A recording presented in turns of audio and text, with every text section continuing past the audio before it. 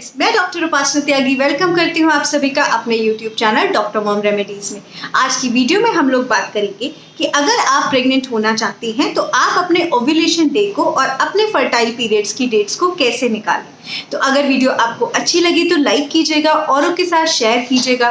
कोई क्वेरी हो आप कमेंट कर सकते हैं और चैनल को सब्सक्राइब करके नोटिफिकेशन बेल आइकन को ऑन कर दीजिए कि आने वाली सारी वीडियोस की नोटिफिकेशन मिले। और अगर आप चाहें तो मुझे इंस्टाग्राम पर भी फॉलो कर सकते हैं। तो चलिए वीडियो को स्टार्ट करते हैं। जिस टाइम पर हम प्रेग्नेंट होना चाहते हैं, कभी कभी महिलाओं को ये डाउट होता है कि हमारी प्रेगनेंसी पूरे महीने में रुक सकती है। तो जी नहीं, ऐसा नहीं है। प्रेगनेंसी रुकने के लिए आपका अंडा रिलीज होना बहुत ज़रूरी है, आपका ओव्यूलेशन होना बहुत ज़रूरी है। और जब आपका बॉडी से अंडा रिलीज हो जाता है, उस टाइम पर जब आपकी बॉडी में स्पर्म जाते हैं, आप रिलेशनशिप में आते हैं, तभी प्रेगनेंसी रुकने के चांसेस होते हैं, पूरे महीने नहीं होते। क्योंकि ये जो अंडा है आपका बेसिकली ओव्यूलेशन है, ये पूरे महीने में एक बार होगा। तो आपको उस टाइम पे अगर वो डेट्स पता चल जाए तो आपके लिए बेनिफिट क्या है कि आप अगर उस टाइम पे ट्राई करें तो प्रेगनेंसी ठहर सकती है। और अगर हो सकता है कि आप प्रेग्नेंट ना होना चाहें तो आप उस टाइम पे प्रोटेक्शन यूज़ करें या फिर रिलेशनशिप में ना आए तो प्रेग्नेंट होने के चांसेस नहीं होते हैं। तो बेसिकली सारा सिग्निफिकेंस है उन तारीखों का पता लगना कि जब आपको ओव्यूलेशन होने के चांसेस हैं।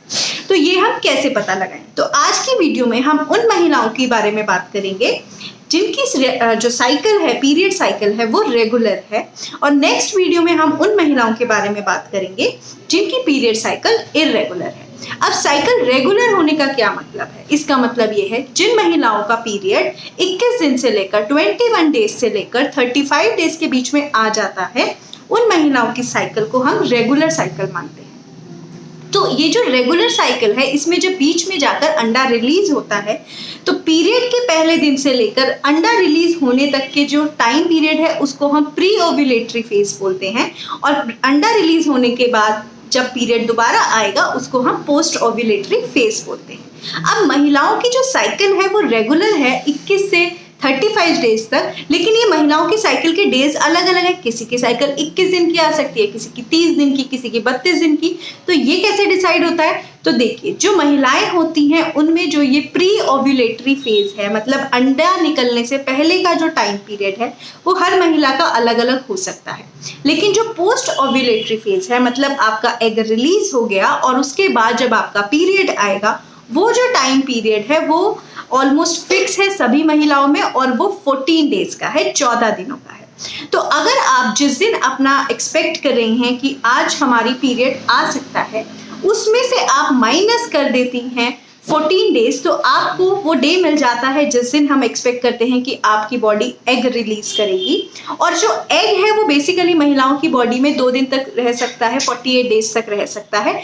तो अगर उससे 2 दिन पहले और जिस दिन एग रिलीज हुआ है वो दिन और उसके बाद के 2 दिन, टोटल मिला के ये 5 दिन जो है बेसिकली आपका फर्टाइल पीरियड कहलाते हैं या फिर आपका फर्टाइल डेज कहलाता है। इन 5 दिनों पे जब आप प्रेगनेंसी के लिए ट्राई करती हैं तो प्रेगनेंसी ठहरने के चांसेस मैक्सिमम होते हैं। और अगर आपको कोई और प्रॉब्लम नहीं है, आपके हार्मोन्स बैलेंस्ड हैं या आपको किसी भी तरह की और आपके किसी भी रिप्रोडक्टिव ऑर्गन में कोई दिक्कत नहीं है, तो उस टाइम पर महिलाओं की प्रेगनेंसी ठहरने के चांसेस मैक्सिमम होते हैं। तो अब हम इसको एक एग्जांपल से अगर समझें तो मान लीजिए आप 30 को एक्सपेक्ट कर रही हैं 30th को कि आपका पीरियड आएगा।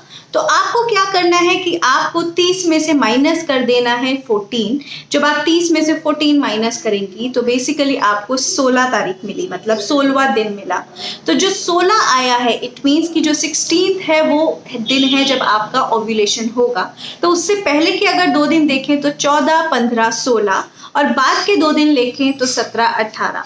तो ये जो 5 दिन है ये आपका फर्टाइल पीरियड है। इट मीन्स 14, 15, 16, 17 एंड 18, ये 5 डेज आपका फर्टाइल पीरियड है। अगर इस टाइम पर ओव्यूलेशन हो गया है और आप प्रेगनेंसी के लिए ट्राई करते हैं तो प्रेगनेंसी ठहरने के चांसेस मैक्सिमम होते हैं। इसी तरह अगर हम एक और एग्जांपल से समझें, मान लीजिए कि आपका पीरियड 20th को आने वाला है और आप उस 20 में से माइनस कर देती हैं 14, तो आपको बेसिकली जो डेट मिलती है वो 6 तारीख मिलती है। तो जो 6 तारीख है, 6 को आपका इट मीन्स ओव्यूलेशन होगा।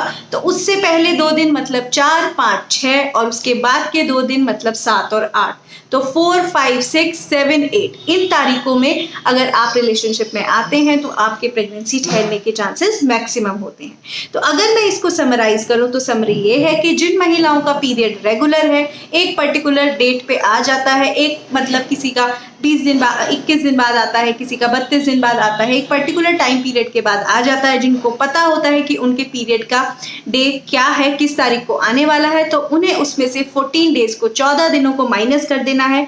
जो दिन आएगा वो आपका ओव्यूलेशन डे है और उसमें 2 दिन पहले और 2 दिन बाद, ये टोटल 5 दिन आपको मिला के रिलेशनशिप में आना है, तो प्रेगनेंसी ठहर जाएगी। सो आई होप इस वीडियो में आपको समझ आ गया होगा कि अगर पीरियड रेगुलर है तो ओव्यूलेशन कब होगा और फर्टाइल डेज कैसे निकालना है। फिर भी कोई डाउट हो तो आप कमेंट कर सकते हैं, चैनल को सब्सक्राइब कर लीजिए। कोई क्वेरी हो कमेंट जरूर कीजिए, चैनल को सब्सक्राइब कीजिए, नोटिफिकेशन बेल आइकन को ऑन कर दीजिए और लाइक और शेयर जरूर कीजिए। So thank you so much.